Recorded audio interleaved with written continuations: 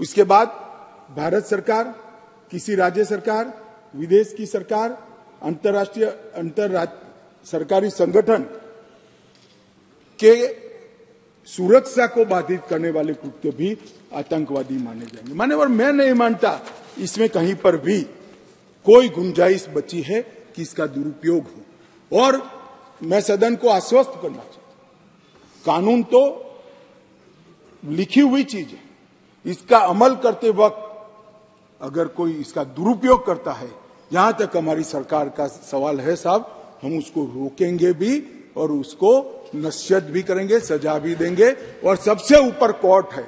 अगर किसके ग्रीवेंसेस है तो ये आतंकवाद को रोकने का प्रोविजन भी कोर्ट के ऊपर तो नहीं है। धारा लगते ही कोर्ट इसकी मीमांसा करेगी, मगर इसके डर से आतंकवाद को ही न रोका जाए, मैं इस बात से सहमत नहीं हो सकता। मान्यवर, मैं सदन से अपील करना चाहता हूं कि इस धारा को जो मोदी सरकार लेकर आई है, आपका समर्थन चाहिए, आशीर्वाद चाहिए और जीरो टॉलरेंस का एक संदेश इस सदन से जाना चाहिए। मान्यवर, संगठित अपराध की भी पहली बार व्याख्या की गई है। कई राज्य और राज्यतर गैंगे संगठित अपराध करती हैं, इसके लिए कोई विशेष कानून नहीं था। इसके अंदर हमने साइबर अपराध को, आर्थिक अपराध को, भूमि हत्याना को, हथियारों की व्यापार को, डकैती को और मानव लोगों की तस्करी करने, व्यक्तियों की मानव तस्करी में, ये सभी को इसके अंदर रखा है। आर्थिक अपराध की भी हमने व्याख्या की है। करेंसी नोट, बैंक नोट, सरकारी स्टैंप का कुटकरण, हवाला व्यवहार और बड़े पैमाने पर वित्तीय कपट और आर्थिक व्यवस्था को तोड़ने के सभी प्रयास, इसको भी आर्थिक अपराध की व्याख्या की तरह पहली बार लाने का काम नरेंद्र मोदी जी कर रहे हैं। और इससे मुझे लगता है कि न्यायपालिका का काम काफी सरल हो जाएगा। मान्यवर, एक मैं स्पष्टीकरण करना चाहता हूं कि गैर इरादतन हत्या जो थी, अकस्मात जिसको कहते हैं, इसमें हमने दो हिस्से किए। अकस्मात तो किसी भी व्यक्ति से किसी भी स्थिति में हो सकता है। एक गाड़ी चलाता रहे एक व्यक्ति और रास्ते में कोई भी बेध्यान हुआ या कोई रश कर आ गया और अकस्मात हो गया। अकस्मात करने के बाद वो व्यक्ति स्वयं उसको पुलिस स्टेशन या तो हॉस्पिटल ले जाता है, तो इसके लिए कम सजा का प्रावधान किया है। और हिट एंड रन केस, मरता हुआ छोड़कर कोई भाग जाता है, तो इसके लिए हमने 10 साल की सजा का प्रावधान किया। और मैं मानता हूं कि इससे हिट एंड रन के केस में काफी कमी आएगी। पर ये करते करते जो डॉक्टरों की नेग्लिजेंसी से अगर किसी की मृत्यु आती है, तो वो भी गैर इरादतन हत्या में आ जाती थी, इसकी भी सजा बढ़ गई। तो हमने इसको एक, मैं आज ऑफिशियल अमेंडमेंट लेकर आऊंगा, डॉक्टरों को इससे मुक्त कर दिया है। इंडियन मेडिकल एसोसिएशन ने मेरे सामने रजूआत करी थी, हमने इसको मुक्त करने का प्रावधान किया है। मान्यवर, मॉब लिंचिंग का नया प्रावधान हम लेकर आए हैं। नस्ल, जाति, समुदाय या किसी शंका के आधार पर एक टोला एकत्रित होकर किसी को मार देता है तो उसमें मैक्सिमम फांसी तक की सजा की है। स्नैचिंग के लिए कोई कानून नहीं था, चैन स्नैचिंग होते थे, मोबाइल होते थे और अलग अलग धाराओं में अंत में कानून के गैप का फायदा उठाकर वो छूट जाते हैं थे। स्नैचिंग के लिए भी हमने कानून लाया है। और मान्यवर, गंभीर चोट का जो कानून था, इसमें भी हमने 2 डिवीजन करे हैं। किसी के सर पर लाठी मार दी, इंजर्ड हुआ, तो उसको सजा तो होनी चाहिए, परंतु लाठी मारने के कारण वो ब्रेन डेड हो गया या अपाहिज हो गया, तो इसकी सजा इतनी नहीं होनी चाहिए। तो संपूर्ण अपाहिजता या तो ब्रेन डेड के केस में हमने 10 साल तक का कठोर दंड देने का प्रावधान किया है, इसको सेपरेट किया है। मान्यवर, गंभीर चोट का जो खंड 117 है, उसमें 10 साल की उम्र कैद का हमने प्रावधान किया है। इसके अलावा भी ढेर सारे बदलाव किए हैं। मान्यवर, मैंने प्रमुख बदलाव भी आपके सामने। अब मैं भारतीय नागरिक सुरक्षा संहिता की बात करूंगा। मान्यवर, इस देश में न्याय प्राप्त करने में सबसे बड़ी बाधा है तो गरीबों के लिए तो आर्थिक बाधा है। मगर हमारे संविधान ने इसकी योजना बनाई, गरीब से गरीब व्यक्ति को शासन के द्वारा वकील भी दिया जाता है, न्याय भी मिलता है, परंतु न्याय मिलता ही नहीं। कल ही मुझे माननीय रक्षा मंत्री में बिल पेश कर रहा था, बता रहे थे 2003 में कोई एक्सीडेंट हुआ था, इसका साक्षी का सेवन 2023 में कल ही माननीय रक्षा मंत्री जी के साथ आया है। सजा कब होगी वो तो अभी किसी को मालूम नहीं। माननीय सालों के सालों तक तारीख पे तारीख पढ़ते रहते हैं। पुलिस न्यायपालिका को दोषित करती है, सरकार पुलिस और न्यायपालिका दोनों को दोषी करते हैं, और पुलिस और न्यायपालिका बैठती है तो सरकार को दोषित करती है। सब एक दूसरे के पीछे कानून का सहारा लेकर हमने इस कानून में ढेर सारी चीजों को हमने स्पष्ट कर दिया। मैं इसको बहुत बारीकी से बताना चाहता हूं मान्यवर, क्योंकि ये समझना कानून बनाने वालों के लिए बहुत महत्वपूर्ण है। मान्यवर, पुलिस द्वारा दंडित कार्यवाही सीआरपीसी में कोई समय निर्धारित नहीं। आप एक कंप्लेन देते हो, इसका संज्ञान वो 10 साल के बाद भी ले सकते हैं। अब 3 दिनों के अंदर ही एफआईआर दर्ज करनी होगी अगर प्राथमिक जांच होगी, इसको कंपलसरी कर दें। और 3 से 7 साल की सजा के मामले में 14 दिनों के अंदर प्रारंभिक जांच, आरोप सही है या गलत है, इसका प्रारंभिक जांच देकर एफआईआर करनी पड़ेगी।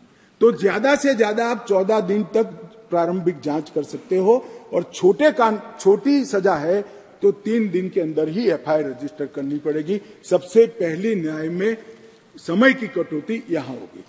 अब जांच रिपोर्ट जो जिला मजिस्ट्रेट को भेजना है, इसके लिए भी कोई समय के प्रावधान नहीं था, एफआईआर कर दिया। अब 24 घंटे में तलाशी रिपोर्ट के बाद 24 घंटे में उसको न्यायालय के सामने रख दिया जाएगा, आप उस पर बैठ नहीं सकते हो। मेडिकल प्रैक्टिशनर और चिकित्सा जांच की रिपोर्ट, मेडिकल हुआ, कोई समय मर्यादा नहीं। जब उसकी आत्मा कहेगी, जब उनको समय होगा, सारी परेशानियों से वो मुक्त होगा जाए, तब देंगे। अब हमने बिना किसी देर से बलात्कार पीड़िता की रिपोर्ट को भी 7 दिन के अंदर पुलिस थाने में और न्यायालय में डायरेक्ट भेजने का काम हमने यहां निश्चित किया। मान्यवर, पहले चार्जशीट का समय नहीं, 60 से 90 दिन में चार्जशीट करने का एक कानूनी प्रोविजन था, परंतु री इन्वेस्टिगेशन, मेरी जांच चालू है, ऐसा कर सालों तक चार्जशीट लटकाए जाते थे, केस लटकाए जाते थे और लोग केस से परेशान होते। हमने कह दिया कि 60 से 90 दिन का जो समय था वो तो रहेगा, और 90 दिन के बाद और 90 दिन तक ही फर्दर इन्वेस्टिगेशन कर पाओगे। अगर 90 दिन के बाद फर्दर इन्वेस्टिगेशन करना है तो कोर्ट से ऑर्डर लेना पड़ेगा। चार्जशीट को आप 180 दिन के बाद पेंडिंग नहीं रख सकते हो। ये हमने प्रोविजन कर ट्रायल जल्दी हो इसके लिए शुरुआत कर दी। मान्यवर, इसके बाद मैजिस्ट्रेट के समय कब कार्यवाही शुरू होगी, मैजिस्ट्रेट के समय समक्ष, इसकी भी समय मर्यादा थी। अब मैजिस्ट्रेट साहब के साथ हमने बाध्य कर दिया है कि 14 दिनों के अंदर इसका संज्ञान आपको लेना ही पड़ेगा और कार्यवाही चालू, इसको लटका नहीं सकते। तो जो हमारे यहाँ बहुत सारी फरियाद आती है, सच्चा झूठा भगवान जाने, 12 बजे तक कोर्ट चलती है, 12 बजे के बाद कुछ नहीं चलता है। अब अगर 14 दिनों में संज्ञान लेना है तो कोर्ट को इसको समाप्त कर ही जाना पड़ेगा। और आरोपी द्वारा आरोप मुक्त होने का जो निवेदन है वो भी 60 दिन के अंदर ही करना पड़ेगा। पहले क्या करते थे, एक केस में 25 आरोपी, तो एक के बाद एक 25 लोग लिंगरिंग रूप से एक्विटल का अपील करते ही जाते थे और 10 साल तक मुकदमा चलता नहीं था। अब जिसको भी करना है 60 दिन के अंदर करना है और 60 दिन में न्यायाधीश ने इस पर सुनवाई करनी है, तो ये ज्यादा से ज्यादा 120 दिन में केस ट्रायल पर आएगा। प्ली बार्गेनिंग के लिए भी समय नहीं था, अब तय कर दिया है। आरोप तय करने के 30 दिन के अंदर ही आप आपके गुनाह को स्वीकार कर लोगे तो सजा कम होगी।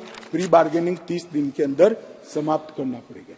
ट्रायल की प्रक्रिया में कागज रखने का भी कोई प्रोविजन नहीं था। अब हमने दस्तावेजों की प्रक्रिया कंपलसरी 30 ही दिन में पूरा करने का प्रोविजन कर दिया है, उसमें आप देरी नहीं कर सकते। मान्यवर,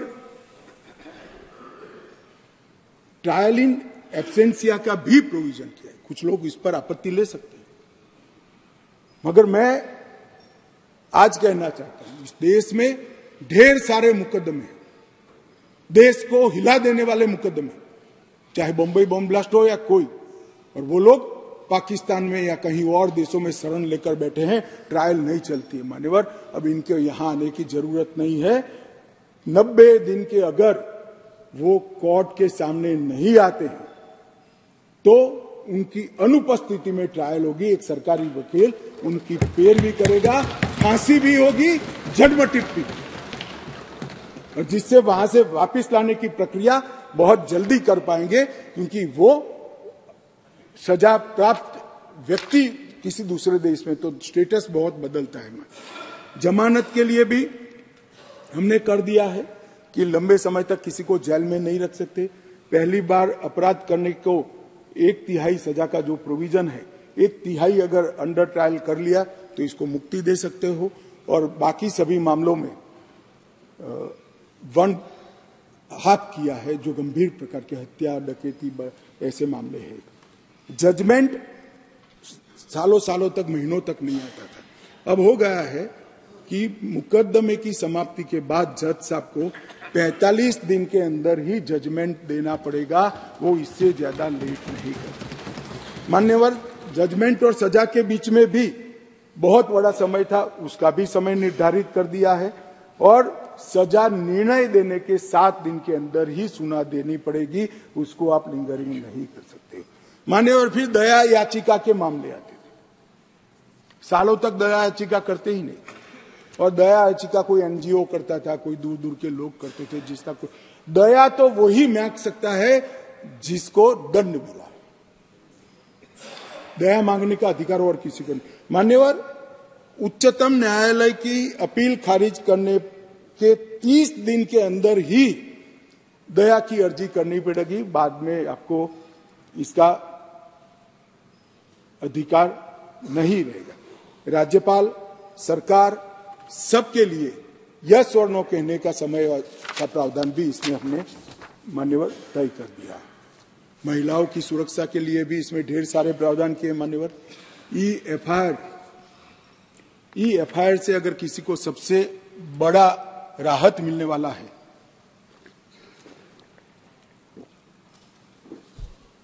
तो महिलाओं को मिल रहा है। किसी भी महिला के लिए अपने खिलाफ हुए अपराध को किसी के सामने वर्णन करना मान्यवर बड़ी संकोच की बात होती है। आज ई-एफआईआर से हर कोई कर सकता है, मगर कोई भी महिला थाने पर एफआईआर करा सकती है, उसका संज्ञान भी लिया जाएगा, और 2 दिन के अंदर ही घर पर आकर इसका जवाब लेने की व्यवस्था महिला पुलिस के साथ इस कानून को करेगी। नए विधेयक के अंदर ई-एफआईआर का जो हमने जिक्र किया है, इससे ढेर सारे फायदे होने वाले हैं। समय पर ट्रायल और स्थगन दोनों को हमने मान्यवर बहुत तवज्जो देकर इसको कठोरता के साथ कम करने का प्रावधान किया है। टेक्नोलॉजी का उपयोग भी कई जगह पे हमने पुलिस के अधिकारों के दुरुपयोग को कर्टेल करने के लिए किया है। क्राइम सीन, इन्वेस्टिगेशन, ट्रायल, ये तीनों चरण में हमने टेक्नोलॉजी के उपयोग को तवज्जो दी है। पुलिस जांच में पारदर्शिता और जवाबदेही इससे निश्चित रूप से सुनिश्चित तो होगी ही होगी, परंतु सबूतों की गुणवत्ता में भी सुधार होगा।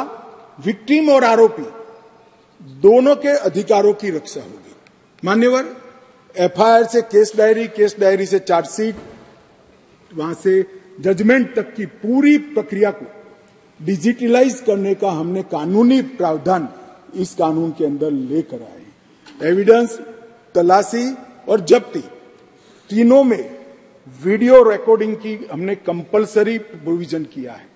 कोई भी घर पे जाकर पुलिस जब्ती करती है तो उसका वीडियो रिकॉर्डिंग किया जाएगा, एविडेंस कलेक्ट करते हो उसका भी हो जाएगा और तलाशी का भी हो जाएगा। इससे कोई किसी को फ्रेम करने की संभावनाओं पर बहुत बड़ी कमी आ जाएगी।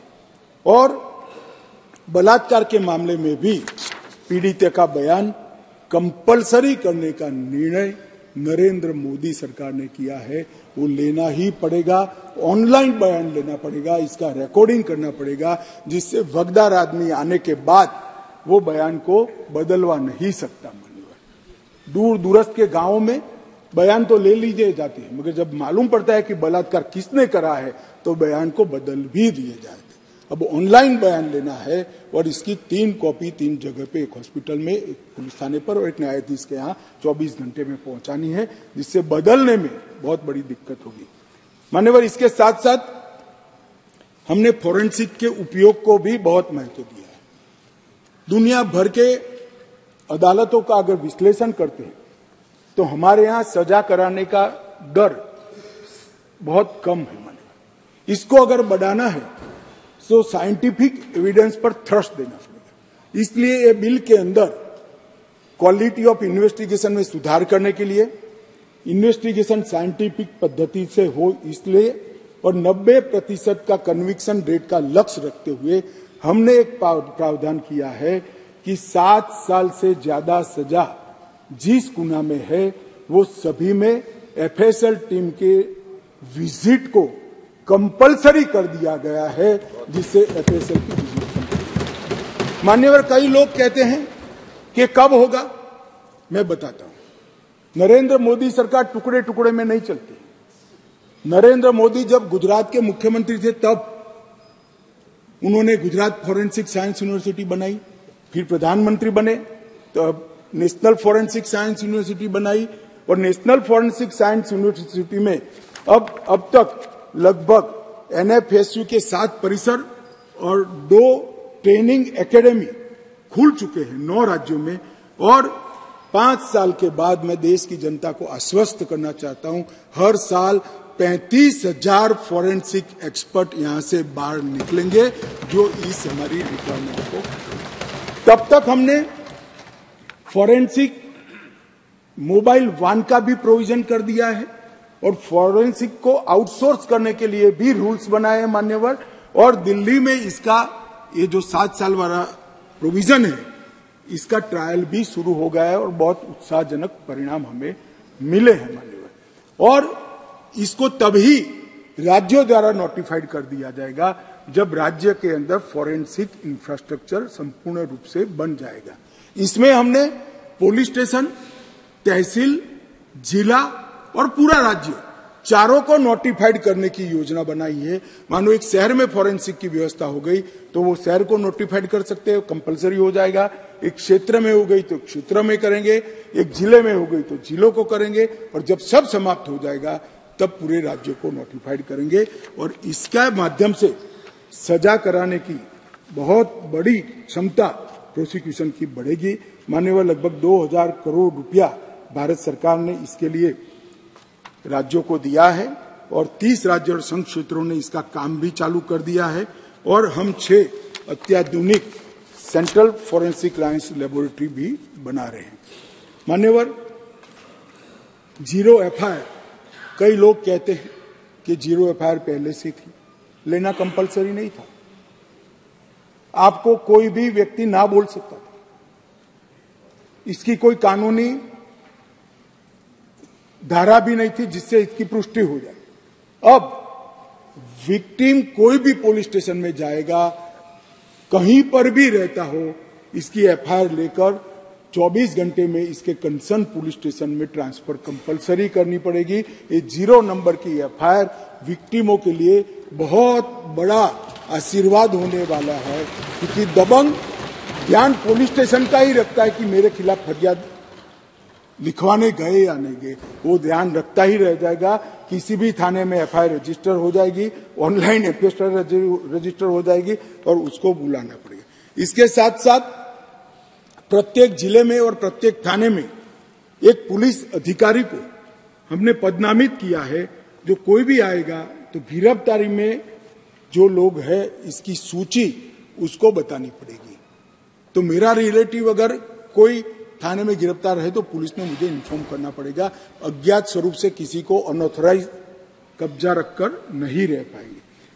पुलिस अधिकारी ने 90 दिन के भीतर विक्टिम को जांच की प्रोग्रेस पत्र से या तो डिजिटल माध्यम से देना होगा।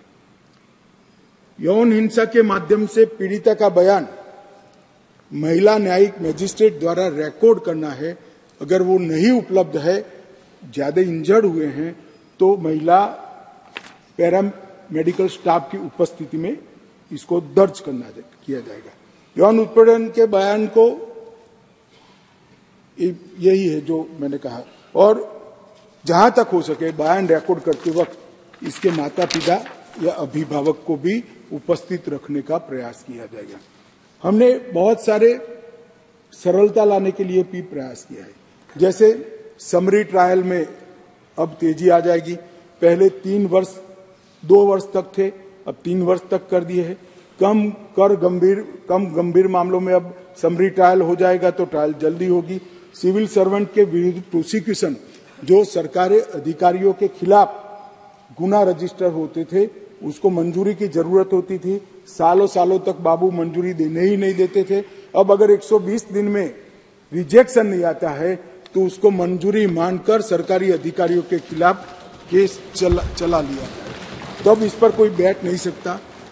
सिविल सर्वेंट एक्सपर्ट पुलिस अधिकारी, उसको जवाब देने के लिए ट्रांसफर होते रहते, मान्यवर प्रमोशन होते रहते हैं। जब डीजी बनते हैं तब डीएसपी के जवाब देने जाने। अब वो ही पद पर बैठा हुआ व्यक्ति फाइल के आधार पर जवाब देगा। वो व्यक्ति को आने की जरूरत नहीं है। और कोर्ट को अगर जरूरत लगे कि तो ऑनलाइन इसकी गवाही लेने का प्रावधान भी मान्य हमने कर दिया। जमानत और बॉन्ड को सुस्पष्ट नहीं किया गया था, अब हमने जमानत और बॉन्ड को सुस्पष्ट कर दिया है। घोषित अपराधियों की संपत्ति की कुर्की की भी हमने यहां पर प्रावधान कर दिया। मान्यवर, कोई अपराधी न्याय की शरण में आता ही नहीं, भाग जाएगा और सालों तक केस लंबित रहेंगे। केस तो चलेंगे इसके अनुपस्थित, मगर उसकी संपत्ति की कुर्की भी की जाएगी। और प्रोक्लेम्ड ऑफेंडर घोषित करने के लिए 10 वर्ष या अधिक की सजा या आजीवन कारावास या मृत्युदंड, इसको प्रोक्लेम्ड ऑफेंडर घोषित किया जाएगा। पहले केवल 19 अपराधों में ही भगोड़े घोषित कर सकते हैं थे, अब 120 अपराधों में भगोड़े घोषित करने का हमने प्रावधान किया, जिससे देरी न हो। और उसमें बहनों पर अत्याचार का भी मामला हमने ले लिया है। मान्यवर, सबसे बड़ा जो मैंने कहा, ट्रायल इन एब्सेंसिया, कुछ सदस्यों ने इसके खिलाफ थोड़ा आवाज भी उठाया है। ज्यादातर तो बाहर थे तो बहुत नहीं उठ पाए, वरना तो हर एक बोलता।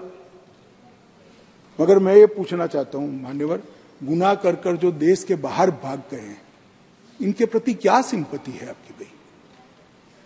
मुझे बताइए। तो सैकड़ों लोग बम धमाके में मार दिए जाते हैं। कश्मीर में आतंकवाद कर पैदल चलकर पाकिस्तान में छुप जाते हैं।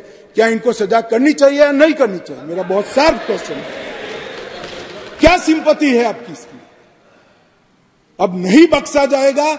आप आओ ना आओ, आपको सजा भी होगी और आपकी संपत्ति भी होगी। ये देश ऐसे नहीं चल सकता।